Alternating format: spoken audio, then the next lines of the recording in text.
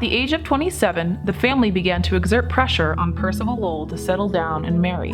He played along and became engaged to Miss Rose Lee, a very appropriate, well-bred young woman connected to one of the more socially talked families of New England.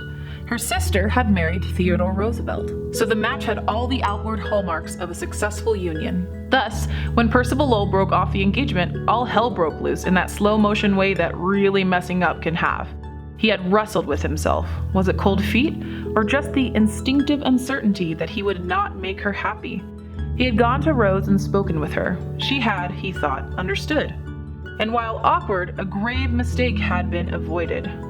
To his mind, the matter had been successfully resolved. Not so. To the Boston of his day, this was caddish behavior in the extreme. A young lady's honor had been besmeared. The wrath of the Lee family and their allies came with relentless judgment. Rose's brother-in-law, Teddy Roosevelt, not yet president, and indeed somewhat of a late bloomer himself, wrote an excoriating note. The family of Mrs. Lowell's brothers, the Lawrences, were also condemnatory.